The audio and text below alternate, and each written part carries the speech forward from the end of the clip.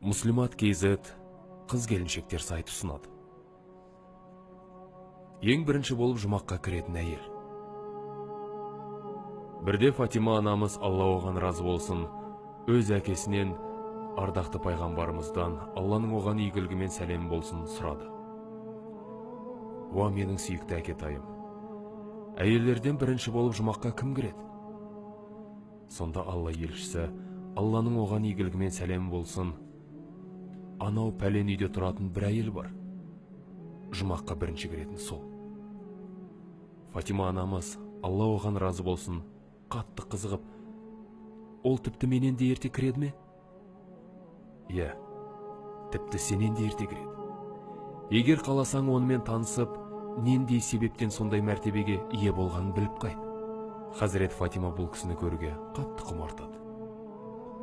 Бір күні сол айтқан үйге барып, есігін қағады. Арғы жақта қартайған бір әйелдің бұл кім екен деген дауыс шығады. Хазірет Фатима анамыз өзінің кім екенін түсіндірді.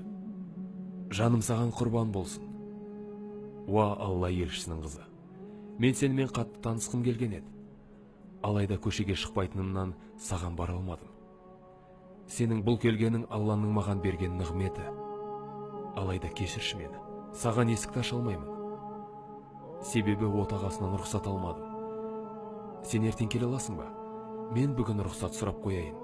Хазірет Фатима анамыз кері қайтып, ертеңіне өзінің ұлы Хасанмен, Алла оларға разы болсын, барып әлгі үйдің есігін тағы қағады. Алайда Фатима анамыздың, Алла оған разы болсын, жалғыз емес екенін әйел түсінеді де, кешіріңдерші, мен отағасынан тек саған ғана рұқсат алған едім. Қаласаң өзің кіре ғой, алайда ұлыңды кіргізе алмаймын. Немесе ертеңге дейін күте тұр, мен рұқсат алайын. Сосын екеуің бірге кірерсіңдер. Сөйтіп Хазірет Фатима анамыз ол әйелге екінші күні де кіре алмайды. Үшінші күні Хазірет Фатима өзімен екінші ұлын Хусейнді де, Алла оларға разы болсын, алып алды. Келген үйіне кіре алмай, дәл солай кері қайтып кетеді. Төртінші күні әйел үйіне бәрін кіргізді. Себебі отағасынан бәріне рұқсат алған еді. Сөйтіп Фатима анамыз, Алла оған разы болсын, үйге кірген кезінде таң тамаша болды. Оны өте сұлу әрі жас әйел күтіп алды. Мен есік артынан сөйлескенімде жас үлкен апаның дауысын естіген едім. Иә, бөгде ер кісілерді даусым еліктірмес үшін ортыма тас салып алған едім. Ал қазір алып қойдым. Фатима анамыз, Алла оған разы болсын, көзіне жас алып, бұл әйелдің жұмаққа неліктен бірінші болып кіретінінің себебін түсінді. Уа Алла елшісінің қызы, мен ерімнің алдындағы өз міндеттерімді тиісті түрде атқара алып жатырмын ба? Алла алдында осы үшін жауап беруіме тура келеді ме деп қорқамын.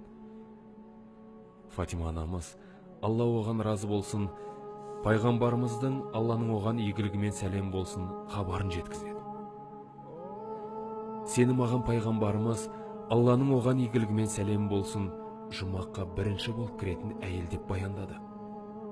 Сенің істеп жүрген ісіңнің бірде-біреуін өзге әйел істей алмайды.